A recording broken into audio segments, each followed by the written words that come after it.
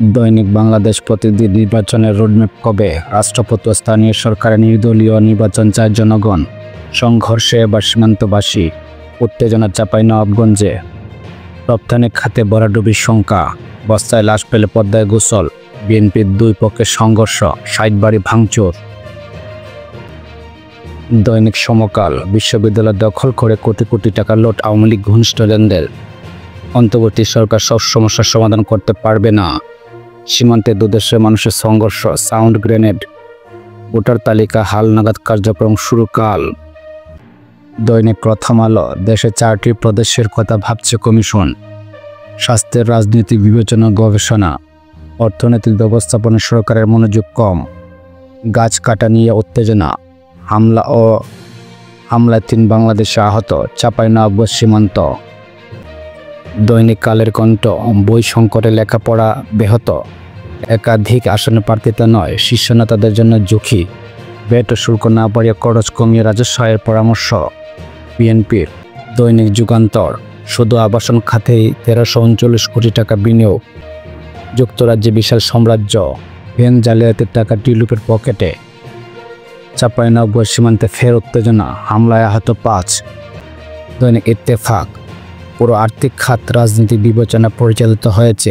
রেহমান সুবহান, দুষ্প্রাপ্য বিনামূল্যের বই সহজলভ্য দোকানে। অর্থনৈতিক সংস্কারে সরকারের মনোযোগ নেই, ডক্টর প্রিয়। ঐক্যমতের মাধ্যমে মানুষের ভোটের অধিকার নিশ্চিত করতে হবে, তারেক রহমান। দৈনিক আমাদের সময়, গ্রিড লাইনে আটকে গেছে রূপপুরে বিদ্যুৎ উৎপাদন। কর বৃদ্ধির সরকারি সিদ্ধান্ত অপরিণামদর্শী।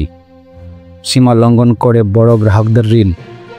শীর্ষ পাচারকারীদের রক্ষায় গোষ্ঠেন মাসুদ। দৈনিক জনকণ্ঠ, কমানো যাচ্ছে না মূল্যস্ফীতি, কাজে আবার সৃজন আজ স্বপ্নের দিন। বিশ্বকাপে মেয়েদের শুভ সূচনা, বায়ু দূষণে বছরে 1 লাখের বেশি মানুষ মারা যাচ্ছে। ভ্যাট ও কর বাড়ানোর সিদ্ধান্ত প্রত্যাহারের দাবি। আজ জিয়াউর রহমানের জন্মদিন। দৈনিক নয়া দিগন্ত, শীতগঞ্জ সীমান্তে দফায় দফায় সংঘর্ষ, ধাওয়া। জিয়াউর রহমানের 89তম জন্মবার্ষিকী আজ। দৈনিক সংগ্রাম, ককটেল বিস্ফোরণ, পাথর নিক্ষেপ। চাঁপাই সীমান্তে ভারতীয়দের অনুপ্রবেশ, হামলা ও সংঘর্ষে 5 বাংলাদেশে আহত। বাংলাদেশের জমিনে ইনসাফ কায়েমের লড়াই চলবে, ডক্টর শফিকুর রহমান। বিএসএফের হাতে স্বাধীনতার পর থেকে 1960 বাংলাদেশি নিহত।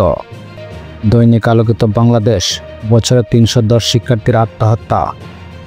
নতুন ভ্যাট ট্যাক্স বিএনপির আপত্তি, প্রত্যাহার দাবি। রাজনৈতিক অঙ্গন দুর্বৃত্তমুক্ত করতে হবে। দৈনিক কালবেলা, রায় দেওয়া হচ্ছে অবৈধ টাকার অর্ডারশিটে।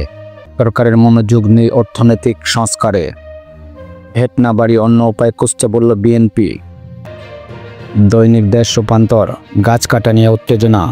চাঁপাইনবাবগঞ্জ চৌকা সীমান্ত, পুলিশে আসছে বড় সর্দি অভিযান। হজ কার্যক্রমে অংশ নিতে পারছে না 92% এজেন্সি। দল অংশীজনদের অভিমত চেয়েছে সরকার, জুলাই ঘোষণাপত্র।